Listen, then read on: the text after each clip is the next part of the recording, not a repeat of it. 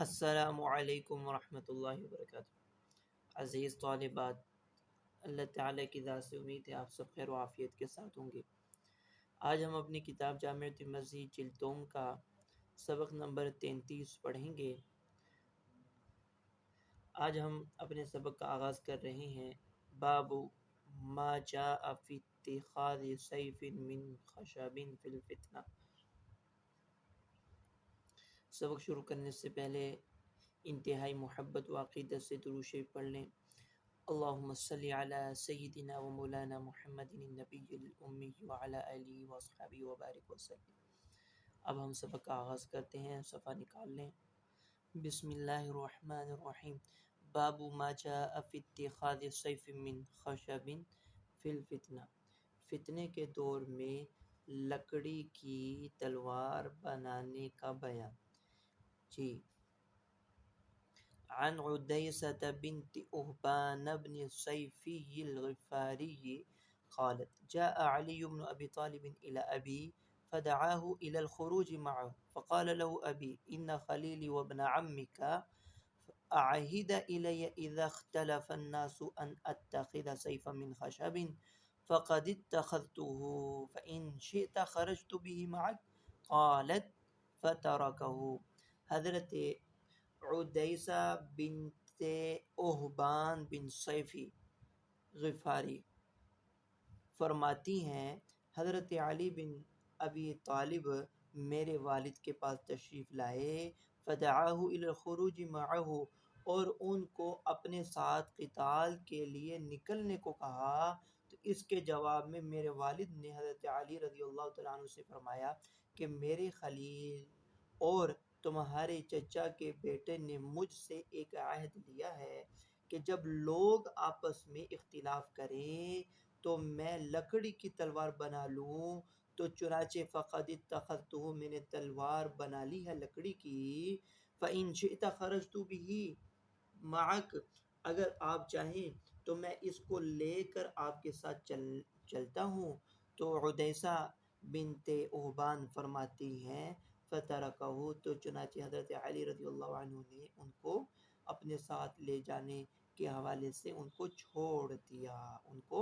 وفی الباب عن محمد بن مسلم هذا حدیث حسن غریب لا نعرف الا من حدیث عبد اللہ بن عبید۔ جی، مطلب یہی ہے کہ مسلمانوں کے باہمی نزاع و قتال میں آلودہ ہونے سے بچو۔ ابو عدیسہ نے لکڑی کی تلوار بھی دکھائی، پھر عملاً شریک بھی نہ ہوئے۔ اپنے آپ کو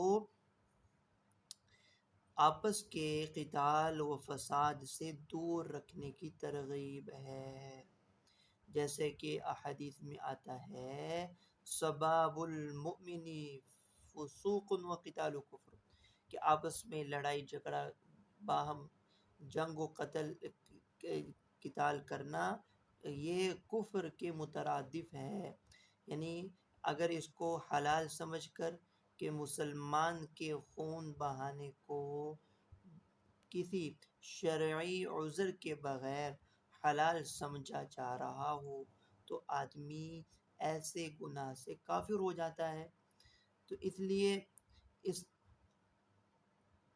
استحلال معصیت کو علماء کا کفر کہتے ہیں، اور اس طرح استخفاف معصیت۔ جی، اگلی روایت ہے عن عبد الرحمن بن ثروان عن حسین بن شرحبیل عن ابی موسیٰ عن النبی صلی اللہ علیہ وسلم انه قال فی الفتنہ کسروا فیها قصیکم وقطعوا فی اوتارکم والزموا فی اجواف بیوتکم وکونوا کابن آدم۔ حضرت ابو موسیٰ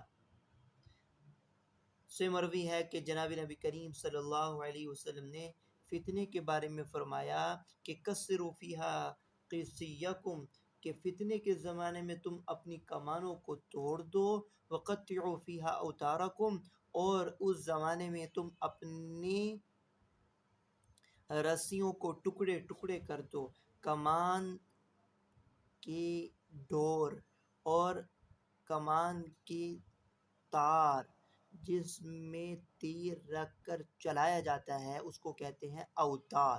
وتر ان کی جمع ہے، تو جس میں یعنی کمان کی رسی، کمان کی ڈوری، کمان کی تنی، اس کو تم ٹکڑے ٹکڑے کر دو، وَالْزَمُوا فِي أَجْوَافَ بُيُوتِكُمْ، اور اپنے گھروں میں بیٹھ جاؤ اور ابن آدم کی طرح ہو جاؤ۔ مراد اس سے حابیل ہے، یعنی قابیل نہ بن جانا بلکہ حابیل کی طرح اپنے بھائی کی طرف ہاتھ قتل کا بڑھانے سے بھی بچنا، دور رہنا، جیسے کہ حابیل کا قول قرآن میں ذکر ہے، لَئِن بَسَطتَ إِلَيَّ يَدَكَ لِتَقْتُلَنِي مَا أَنَا بِبَاسِطٍ يَدِيَ إِلَيْكَ لِأَقْتُلَكَ، کہ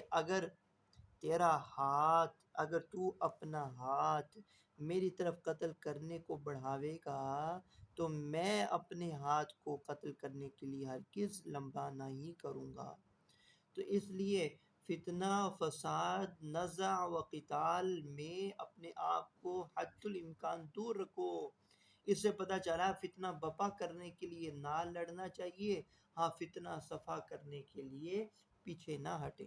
باب ما جاء فی اشتراط الساعہ، علامات قیامت کا بیان۔ جی حدیث دیکھیں، عن انس بن مالک انہ قال احدثکم حدیثا سمعته من رسول اللہ صلی اللہ علیہ وسلم لا يحدثكم احد بعدی انہ سمعه من رسول اللہ صلی اللہ علیہ وسلم قال قال رسول اللہ صلی اللہ علیہ وسلم ان من اشراط الساعہ الی آخرہ۔ حضرت انس بن مالک نے فرمایا، میں تم سے ایک حدیث بیان کرتا ہوں جس کو میں نے رسول اللہ صلی اللہ علیہ وسلم سے سنا، میرے بعد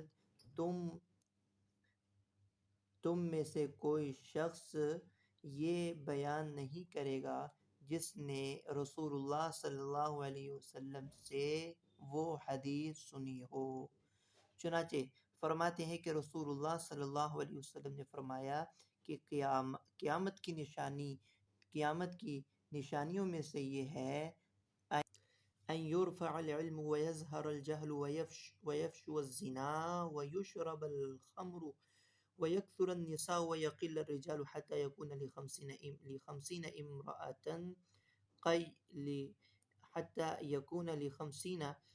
امرأة قيم واحد۔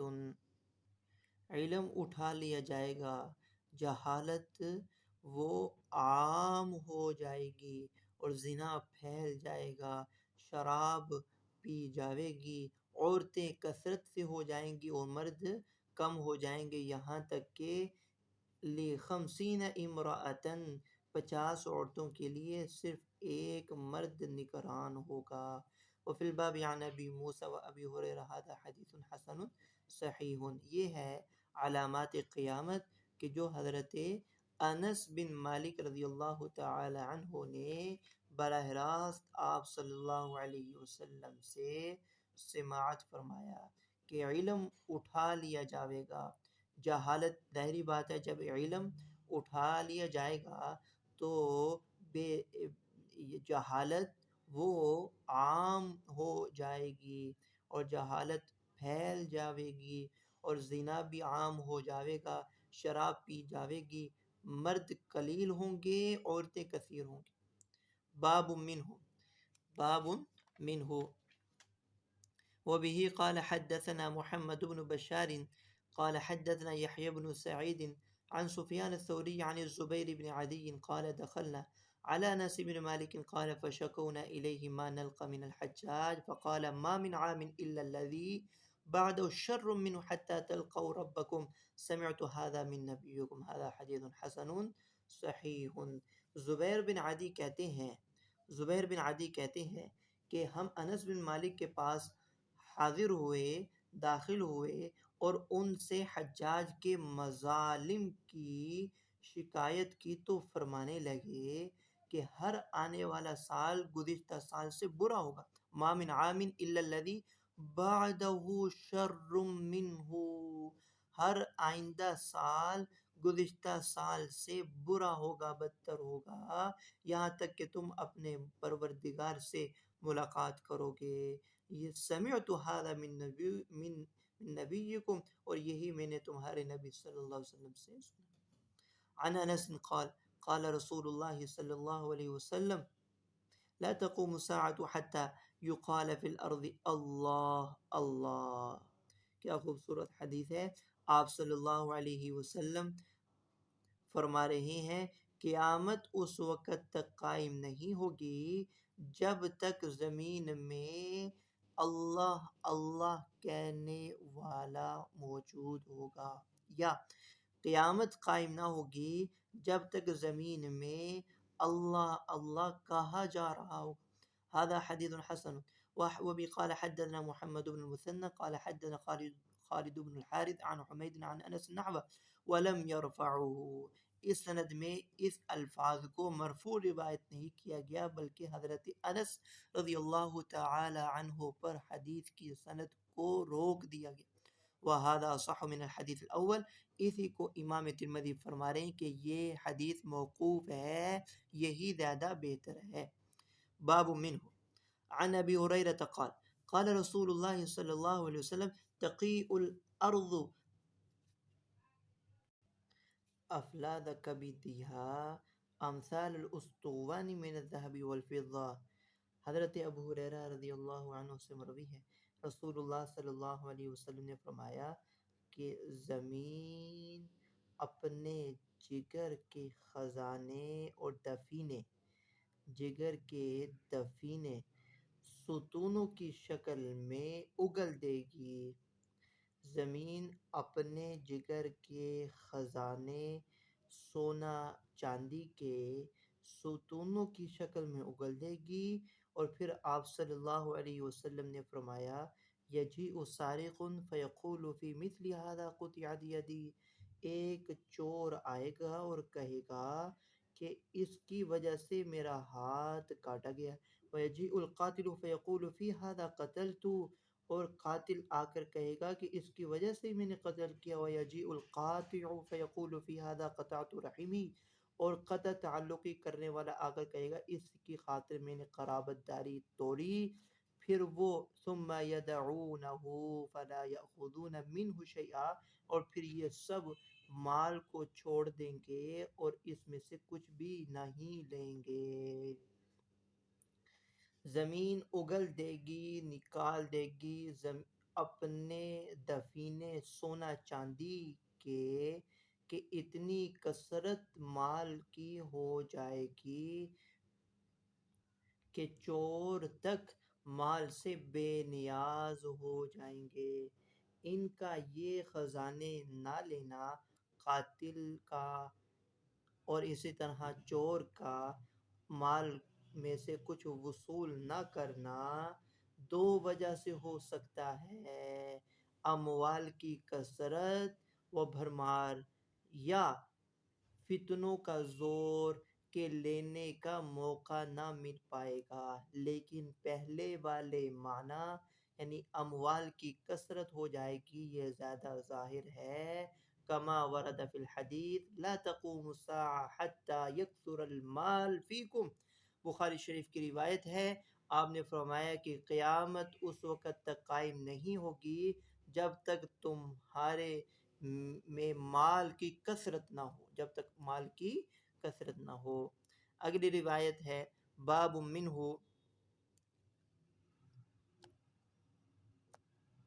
یعنی وہ باب جس کا عنوان تو قائم نہیں کیا بوجہ اس کے کہ یہ پچھلے ترجمۃ الباب ہی کی ایک خاص قسم ہے، فصل ہے۔ جی، روایت ہے عن عمرو بن ابی عمرو عن عبد الله وهو ابن عبد الرحمن الانصاری الاشهلی عن حذیفة بن الیمان قال قال رسول الله صلی اللہ علیہ وسلم لا تقوم الساعة حتى يكون اسعد الناس بالدنيا لکع بن لکع۔ حضرت حذیفہ بن یمان رضی اللہ تعالی عنہ سے مروی ہے، رسول اللہ صلی اللہ علیہ وسلم فرمائے قیامت قائم نہیں ہوگی یہاں تک کہ دنیا میں سب سے زیادہ سعادت مند وہ شخص ہوگا جو کمینہ بیٹا کمینے کا ہوگا، لکع بن لکعین، خود بھی کمینہ اور باپ بھی کمینہ۔ تو یوں کہہ سکتے ہیں کہ کمینے باپ کا کمینہ بیٹا. تو آپ نے فرمایا کہ قیامت اس وقت قائم نہ ہوگی جب تک لوگوں میں، دنیا میں سب سے زیادہ سعادت مند کمینوں کو کمینہ ہوگا. سب سے زیادہ سعادت مند کمینہ ہوگا، یعنی کمینوں کو دنیا میں عزت شہرت ملنے لگ جائے گی. یہ بھی قیامت کی علامات میں سے ہے. مراد یہ ہوا کہ حسب و نسب، عمل و اخلاق سے کوڑا شخص سب سے اچھا سمجھا جائے گا. جس کے بعد پیسہ عہدہ ہوگا اسی کی چلے گی. ہم اپنے گرد و پیش میں نظر دوڑا کر دیکھیں کس حد تک ہم اس کا ادراک کر سکتے ہیں کہ کیسے کیسے لوگ اہم ترین اور حساس تر مناصب پر فائز بلکہ قابض ہیں. جی اگلا ترجمہ الباب ہے. باب ما جاء فی علامت حلول المسخ والخسف. مسخ کہتے ہیں شکل و صورت کا تبدیل ہو جانا، والخسف خسف کہا جاتا ہے زمین میں دھنس جانا. یہ تو بڑی علامات ہیں. قرب قیامت میں ایسا ہوگا. اس علامات کے ظاہر ہونے کا بیان. جی عن علی بن ابی طالب قال قال رسول اللہ صلی اللہ علیہ وسلم اذا فعلت امتی 15 خصلة حل بها البلاء. آپ صلی اللہ علیہ وسلم نے فرمایا کہ جب میری امت 15 بری باتیں کرنے لگے گی تو بلائیں اتریں گی. حل بہل بلا، تو ان پر بلائیں اتریں گی. قیل وما ہی یا رسول اللہ، کہا گیا کہ وہ 15 باتیں، 15 خصلتیں وہ کون سی ہیں؟ تو آپ نے فرمایا اذا کان المغنم دولا، کہ جب مال غنیمت ہاتھوں ہاتھ منتقل ہونے لگے گا. وزراء امراء، اور یہ صدور، یہ مال غنیمت جو کہ مسلمانوں کا حق ہے اس کو ذاتی مفاد اغراض کے لیے استعمال کرنے لگیں گے. والامانۃ مغنمہ، اور امانت وہ غنیمت کا مال بن جاوے گا. والزکوٰۃ مغرمہ، اور زکوٰۃ کو تاوان سمجھیں گے. خوشی رضامندی کے ساتھ اپنے مال کی پاکیزگی کے لیے زکوٰۃ ادا نہیں کریں گے، بلکہ اس کو رب المال سعی عامل کو ادا کرتے وقت ناراضگی کا اظہار کرے گا، تاوان اور ٹیکس سمجھیں گے. وَأَطَاعَ الرَّجُلُ زَوْجَتَهُ، اور مرد اپنی بیویوں کے مطیع فرما بردار ہوں گے. وَعَقَّ أُمَّهُ، اپنے والدین اور اپنی والدہ کے خاص طور پر نافرمان. وَبَرَّ صَدِيقَهُ، اور اپنے دوست کے ساتھ خیر خواہ. وَجَفَا أَبَاهُ، اور اپنے والد کے ساتھ بدسلوکی کرنے لگیں گے. وَارْتَفَعَتِ الْأَصْوَاتُ فِي الْمَسَاجِدِ، مساجد میں شور و غل ہوگا. وَكَانَ زَعِيمُ الْقَوْمِ أَرْذَلَهُمْ، اور قوم کا سردار سب سے ذلیل ہوگا. وَأُكْرِمَ الرَّجُلُ مَخَافَةَ شَرِّهِ، اور آدمی کی عزت اس کے شر سے بچنے کے لیے کی جائے گی. وَشُرِبَتِ الْخُمُورُ، شراب پی جاوے گی. وَلُبِسَ الْحَرِيرُ، اور مرد ریشم پہنیں گے.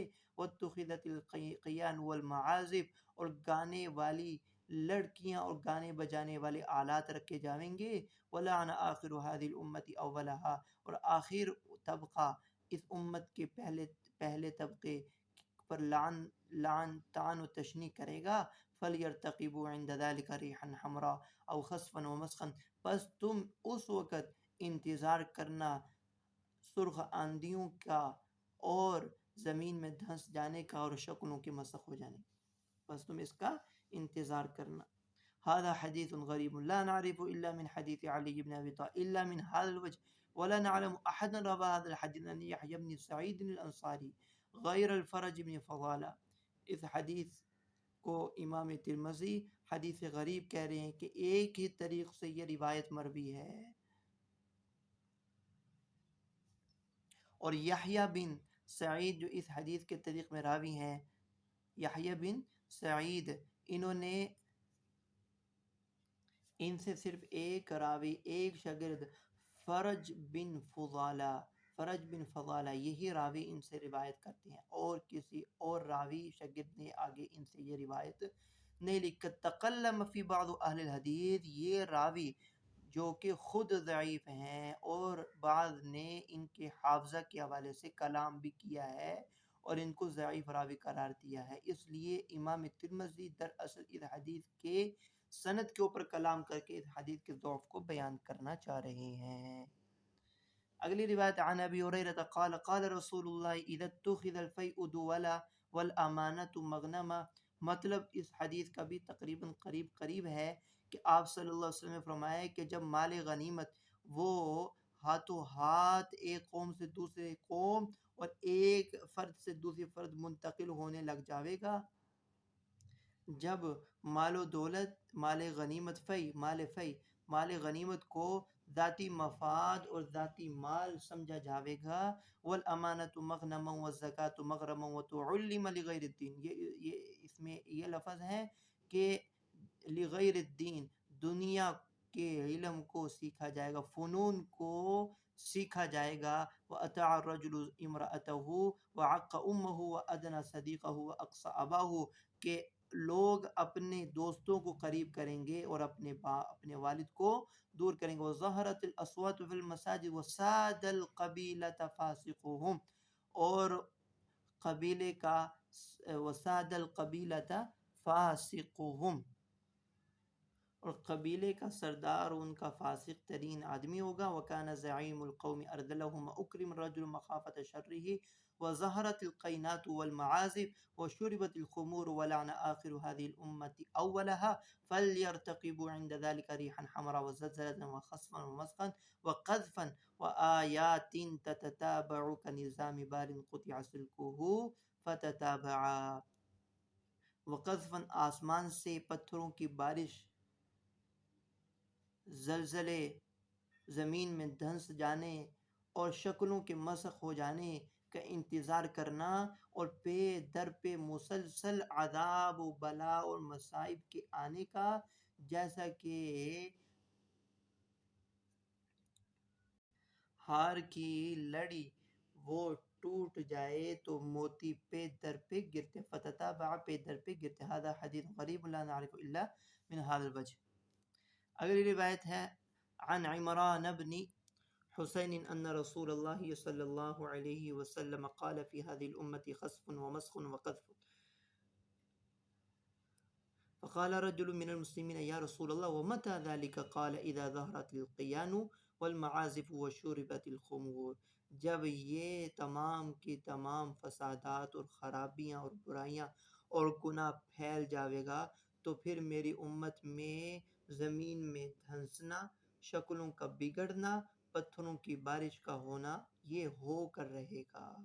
جب اذا ظہرت القیان والمعازف، جب گانے والیاں اور گانے بجانے والے آلات پھیل جائیں گے اور شراب پی جائے۔ وروي هذا الحديث عن الأعمش عن عبد الرحمن بن ثابت عن النبي مرسل، باب ما جاء في قول النبي بعثت أنا والساعة كهاتين، یعنی السبابة والوسطى، سبابہ کہتے ہیں شہادت والی انگلی کو، اور وسطی لمبی درمیان والی انگلی کو کہا جاتا ہے۔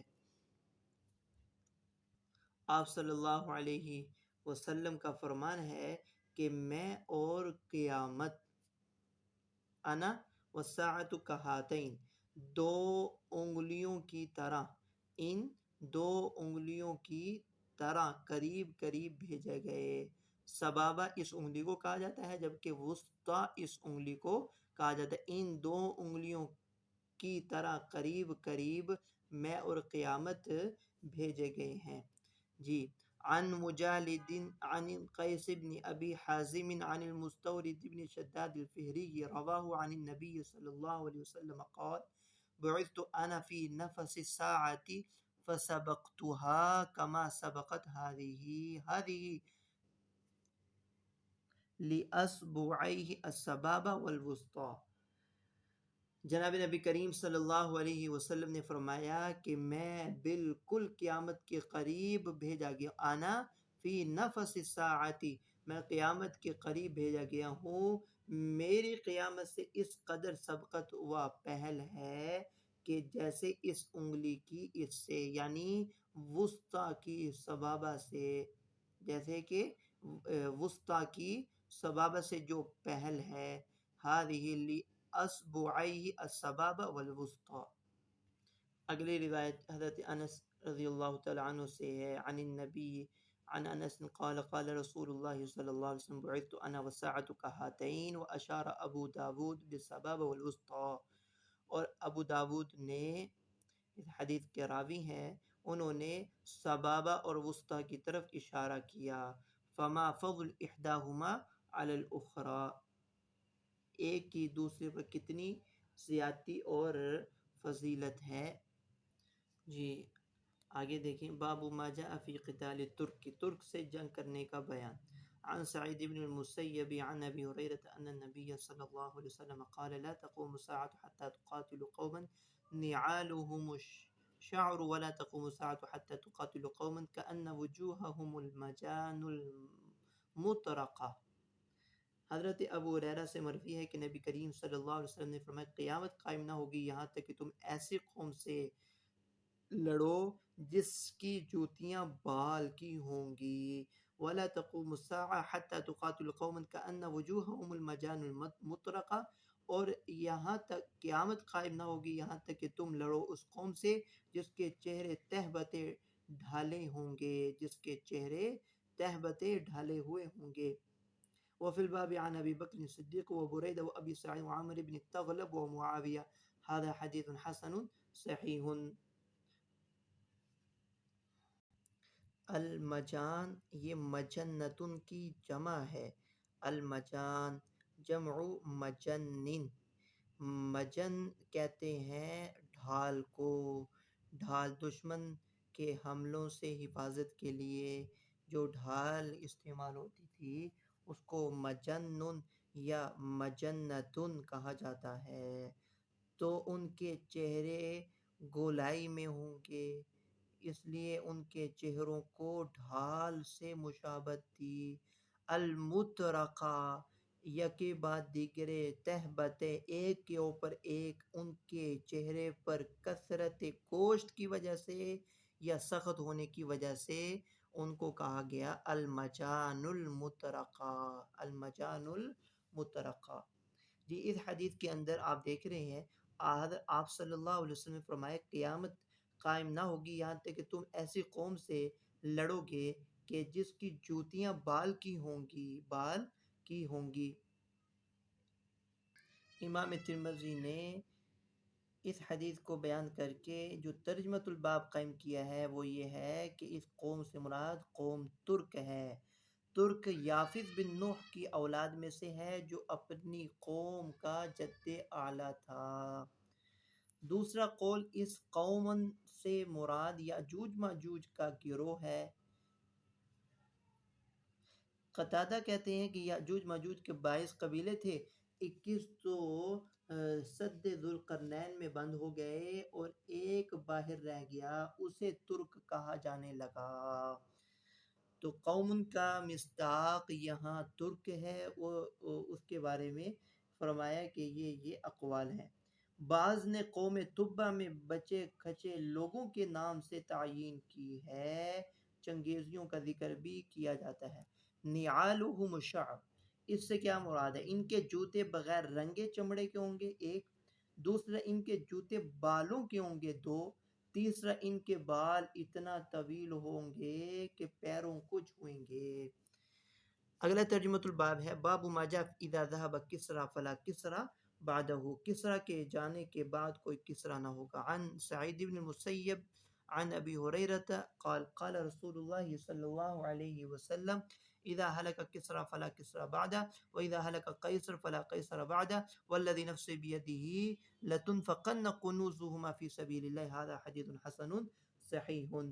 آپ نے فرمایا کہ جب کسریٰ ہلاک ہوگا تو اس کے بعد کوئی دوسرا کسریٰ نہ ہوگا، اور جب قیصر ہلاک ہوگا تو اس کے بعد کوئی دوسرا قیصر نہ ہوگا، اور اس ذات کی قسم جس کے قبضہ قدرت میری جان ہے، ضرور ان دونوں کے خزانے اللہ کی راہ میں خرچ کیے جائیں گے۔ کسریٰ یہ ملک فارس کے بادشاہ کا لقب ہوتا تھا، قیصر روم کے بادشاہ کا لقب ہوتا تھا، قیصر روم کے بادشاہ کا لقب، اور جبکہ کسرا شام فارس کے بادشاہ کا لقب ہوا کرتا تھا۔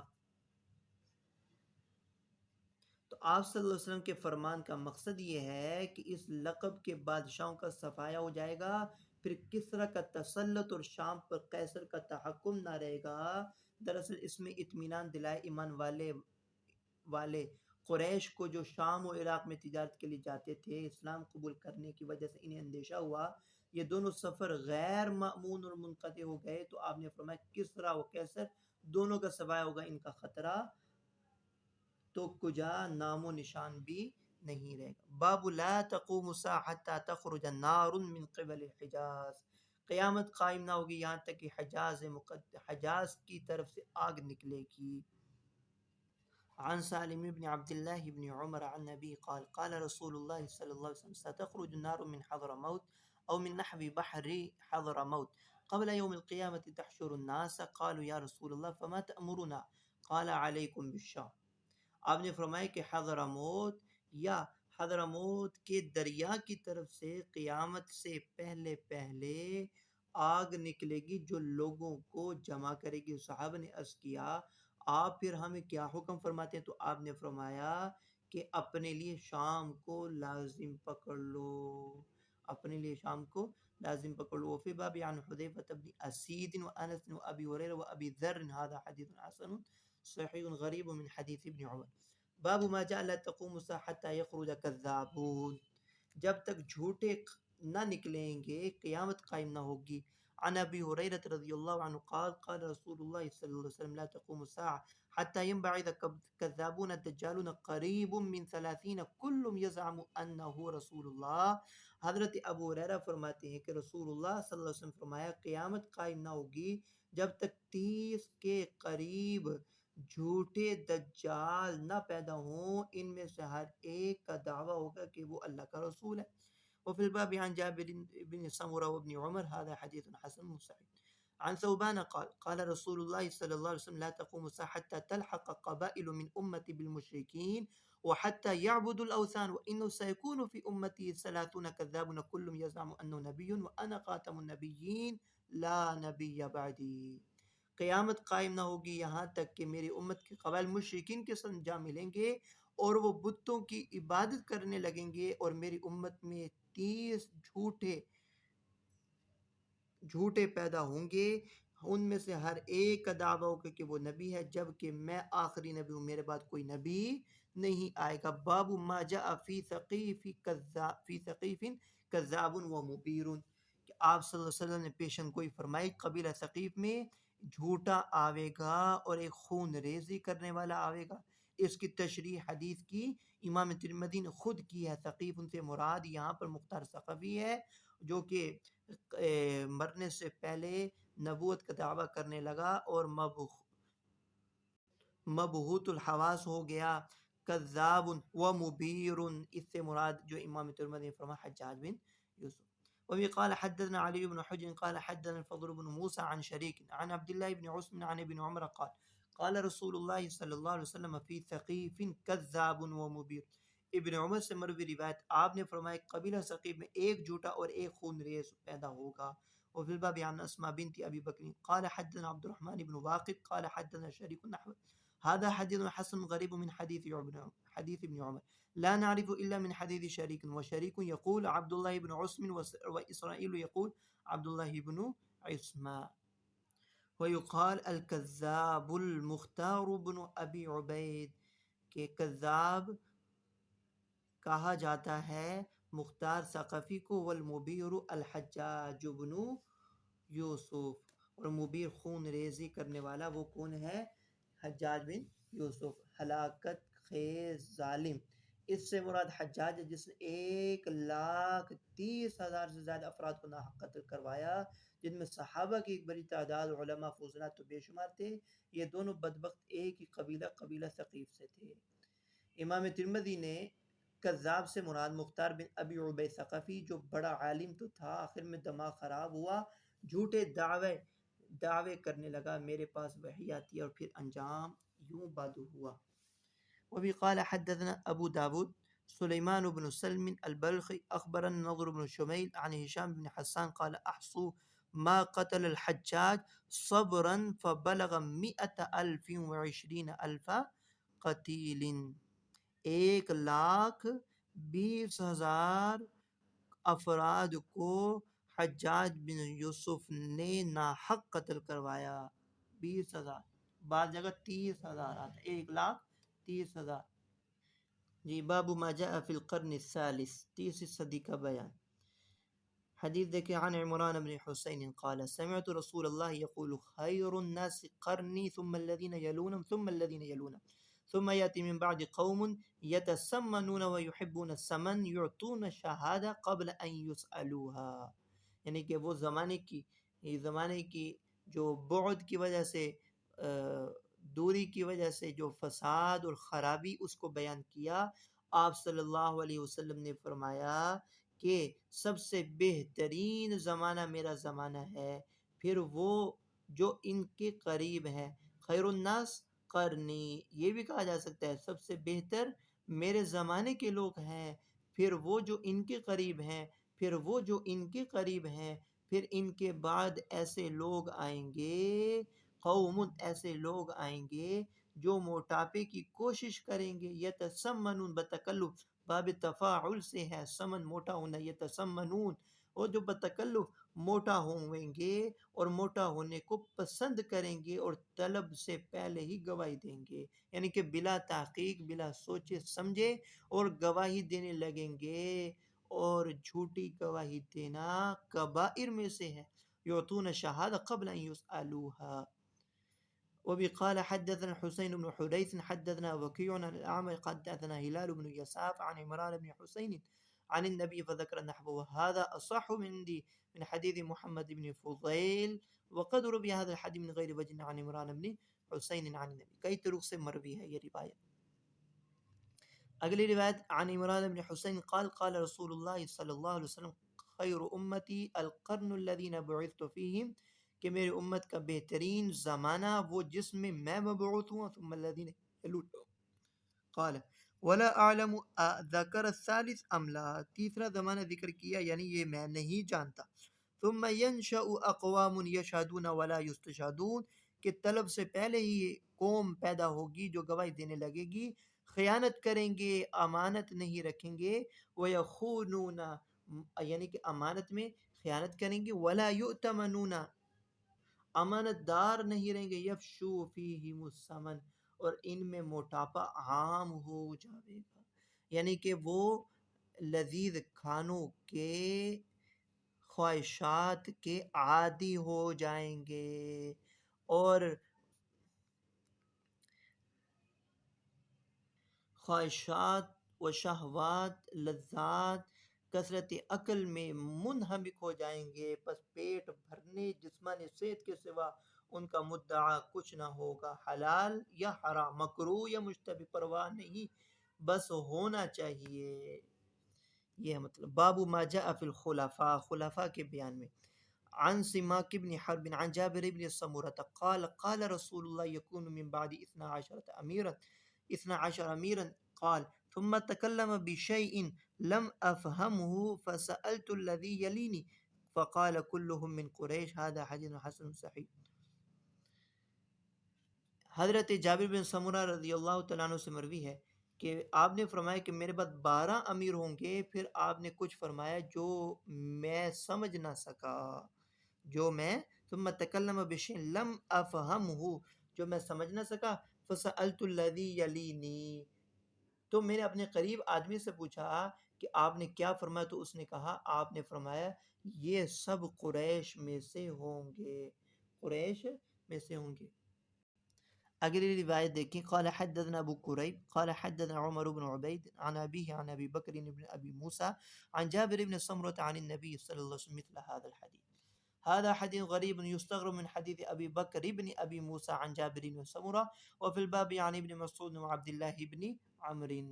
پچھلے حدیث میں لفظ آئے ہیں کہ آپ نے فرمایا کہ میری امت میں 12 امیرا، 12 امیر ہوں گے. اس کی تشریح و تعیین میں متعدد اقوال ہیں.